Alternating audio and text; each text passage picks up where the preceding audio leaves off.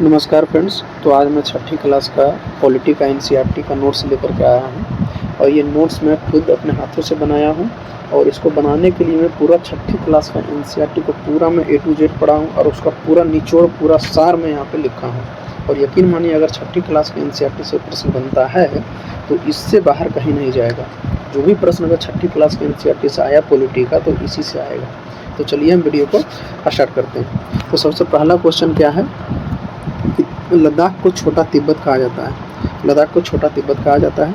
उसका तिब्बती ग्रंथ जो है केसर सागा ये लद्दाख में प्रचलित है। ठीक है। सबसे पहले अरबी और यहूदी व्यापारी केरल आया था। उसके बाद देखिए, भारत में ईसाई धर्म लाने का श्रेय जो है संत थॉमस को जाता है। उसके बाद अब आगे देखिएगा, केरल में मछली पकड़ने वाले जाल को चीना वाला बोला जाता है, चीना वाला।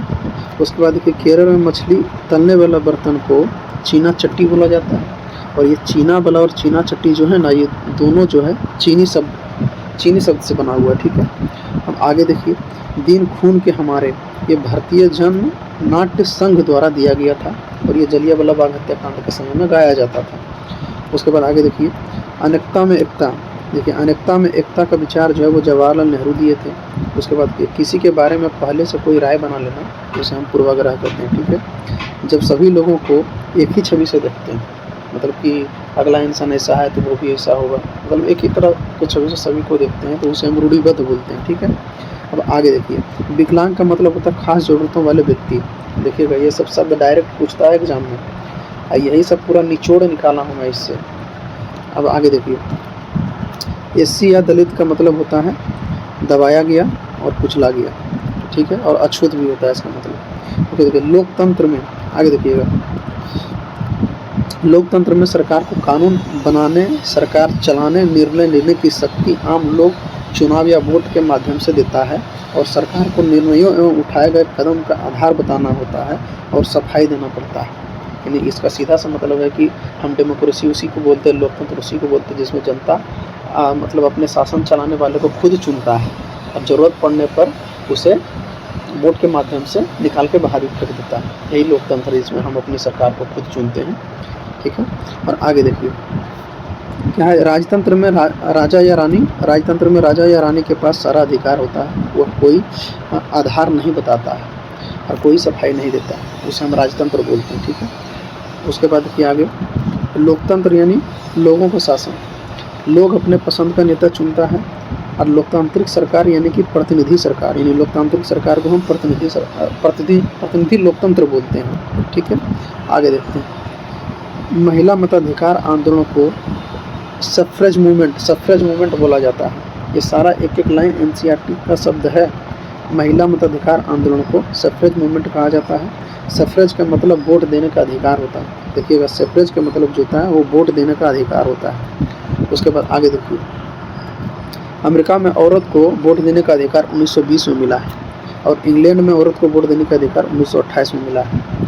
उसके बाद देखिए, एक पंचायत क्षेत्र में रहने वाले सभी वयस्क जो 18 प्लस हैं, जिसका गांव की मतदाता सूची में नाम हो, वह ग्राम सभा का सदस्य होता है। ठीक है। छोटे छोटे बांध को चेक डैम बोलते हैं। देखिएगा, सारा एनसीईआरटी का शब्द है। छोटे छोटे बांध को चेक डैम कहा जाता है। ठीक है। ग्राम पंचायत वार्डों में बटी होती है, मतलब ग्राम पंचायत जो है वो कई सारे वार्ड में बटा हुआ होता है। ठीक है। आपको अगर यकीन नहीं है और छठी क्लास के एनसीईआरटी आप निकाल लीजिएगा, पॉलिटिकल देख लीजिएगा, एक एक लाइन एक एक शब्द एनसीईआरटी का है। ठीक है। आगे बढ़ते हैं, प्रत्येक वार्ड अपना एक प्रतिनिधि चुनता है, जिसे वार्ड पंच कहते हैं। ठीक है। पंचायत का मुखिया सरपंच होता है। ध्यान दीजिएगा, पंचायत का मुखिया सरपंच होता है। पंचायत की काम की स्वीकृति ग्राम सभा देती है, यानी पंचायत कोई भी कार्य करेगी उसकी स्वीकृति जो है ग्राम सभा द्वारा दिया जाता है। ग्राम पंचायत लोकतांत्रिक सरकार का पहला स्तर होता है। क्वेश्चन में डायरेक्ट पूछेगा कि लोकतांत्रिक सरकार का पहला स्तर क्या होता है, तो उसमें आंसर हुआ ग्राम पंचायत। ठीक है। आगे बढ़िए, ग्राम पंचायत में ग्राम सभा के प्रति जवाबदेह होता है। अगर क्वेश्चन पूछ दिया कि ग्राम पंचायत किसके प्रति जवाबदेह होता है, तो ग्राम सभा के प्रति जवाबदेह होता है। ठीक है। उसके बाद पहला स्तर ग्राम पंचायत, जिसे ग्राम सभा के लोग चुनते हैं, यानी कि पहला स्तर ग्राम पंचायत है, इसका चुनाव ग्राम सभा के लोग करता है। ठीक है। दूसरा स्तर विकास खंड या फिर जनपद पंचायत या फिर पंचायत समिति होता है। यानी कि विकास खंड, जनपद पंचायत और पंचायत समिति एक ही वह शब्द है, और ये दूसरा स्तर होता है, ठीक है। और तीसरा स्तर पर जो होता है वो जिला पंचायत होता है या फिर जिला परिषद इसे बोला जाता है। आगे बढ़िए, अब देखिए कहाँ तक हम देख लीजिए, यहाँ हम लोग चैप्टर 4 तक कर लिए। आप एनसीईआरटी 6ठी क्लास का पॉलिटी वाला देख लीजिएगा, लाइन बाय लाइन मिलेगा। अब चैप्टर 5 में हम लोग एंट्री कर गए हैं। अब चैप्टर 5 देखिए यहाँ पे, सबसे पहले ये वाला देख लीजिए, ग्राम सभा। ग्राम सभा के बाद ग्राम पंचायत होता है, ठीक है। उसके बाद ग्राम पंचायत के बाद पंचायत समिति होता है, अब पंचायत समिति के बाद जिला परिषद होता है, ठीक है। अब देखिए यहाँ ज़मीन को नापना, उसका रिकॉर्ड रखना पटवारी का काम है। ज़मीन को नापना, उसका रिकॉर्ड रखना पटवारी का काम है। उसके बाद पटवारी को लेखपाल, कर्मचारी, ग्रामीण अधिकारी, कानूनगो भी कहा जाता है। यानी इतना सब बोला जाता है पटवारी को, ठीक है। अब आगे देखते हैं,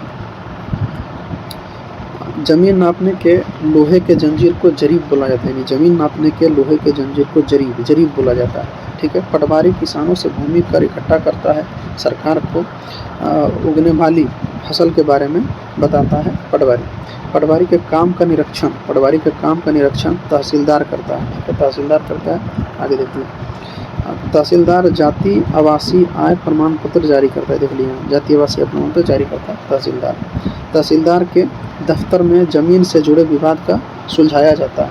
तो बोलेगा जमीन से जुड़े विवाद को कहाँ सुलझाया जाता है, तो कहाँ, तो तहसीलदार के दफ्तर में सुलझाया जाता है, ठीक है। आगे देखिए, हिंदू अधिनियम 2005, बेटा बेटी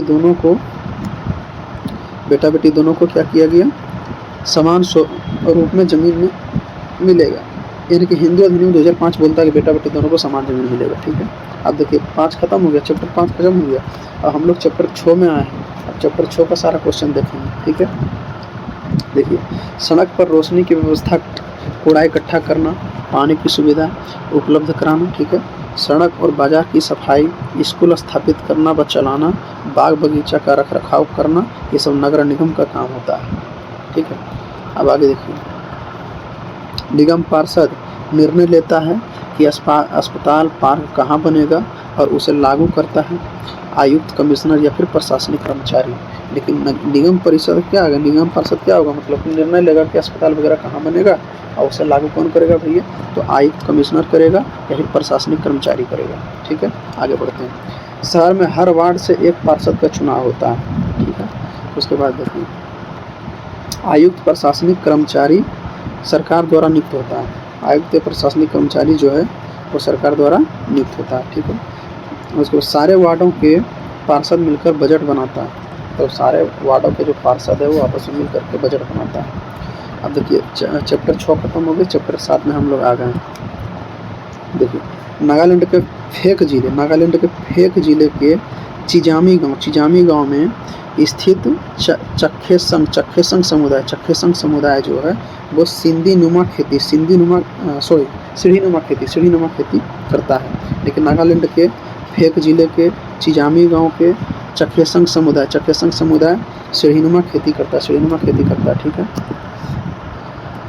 उसके बाद पहाड़ी के ढलाऊ जमीन के छोटे छोटे सपाट में बांट करके सीढ़ी के रूप में बदलना ही सीढ़ीनुमा खेती होता है। मतलब सीढ़ी की तरह हम बना लीजिए, जिस तरह हम लोग सीढ़ी पे चढ़ते हैं ना, एक के बाद एक चढ़ते हैं, तो हम क्या करेंगे, सीढ़ी के छोर पे थोड़ा सा मतलब कि बाउंड्री मार देंगे ताकि पानी नीचे नहीं गिरे। फिर अगला सीढ़ी जो होता है उस पर भी हम थोड़ा सा बाउंड्री मार देंगे ताकि अगला सीढ़ी वाला जो पानी है वो नीचे नहीं गिरे। तो इसी को हम सीढ़ीनुमा खेती बोलते हैं। आगे देखिए, सीढ़ीनुमा खेती चावल उत्पादन के लिए सबसे अच्छा होता है। क्वेश्चन पूछ देगा कि चावल उत्पादन के लिए कैसा खेती अच्छा होता है, तो सीढ़ीनुमा खेती। अब आगे देखिए, चखेसंग समुदाय 6-8 लोग समूह बना के पहाड़ पर घास पतवार साफ करता है, ठीक है। उसके बाद देखिए, मछुआरों की छोटी नाव को कैटामैरन कहते हैं। मछुआरों की छोटी नाव को कैटामैरन कहा जाता है। ये कि तमिलनाडु में प्रसिद्ध है ये। उसके मानसून के दौरान मछलियाँ प्रजनन करती है। अब देखिए 8वां चैप्टर, दिहाड़ी मजदूर जिस जगह बैठकर उन लोगों का इंतज़ार करता है जो लोग उसे उस जगह से काम करवाने के लिए ले जाता है, उसे लेबर चौक कहते हैं। मतलब लेबर चौक में लेबर लोग इंतज़ार करते रहता है किसी भी ठेकेदार का या फिर किसी भी मालिक का जो उसे काम करने के लिए ले जाता है, उसी को लेबर चौक बोला जाता है। बिजली से चलने वाली करघा करघा जो होता है, जो बिजली से चलता है, उसे हम पावरलूम फैक्ट्री बोला जाता है। पावरलूम फैक्ट्री कहा जाता है। कॉल सेंटर हॉलनुमा कमरों में चलाया जाता है, मतलब हॉलनुमा कमरा रहता है, उसी से कॉल सेंटर को चलाया जाता है। तो यहाँ देखिए पूरा एनसीईआरटी जो है वो ख़त्म हो चुका है 6ठी क्लास का। अब पूरा निचोड़ है 6ठी क्लास का, पूरा 1 से लेकर 8 चैप्टर तक पूरा निचोड़ निकाल करके शॉर्ट नोट्स बना करके आपके सामने मैं प्रस्तुत किया हूँ। अगर आपको ये अच्छा लगा तो आप चैनल को लाइक, सब्सक्राइब और शेयर ज़रूर करिएगा, और बढ़िया लगा तो कमेंट ज़रूर करिएगा। तो इससे क्या हुआ कि मैं 6ठी क्लास का आपके सामने लेकर आया हूँ, तो अगला वीडियो में 7वीं क्लास का भी लेकर आऊँगा, फिर 8वीं, फिर 9वीं, फिर 10वीं, इसी तरह से मैं आपको पूरा एनसीईआरटी का निचोड़ करवा दूँगा। ठीक है, तो थैंक यू। बस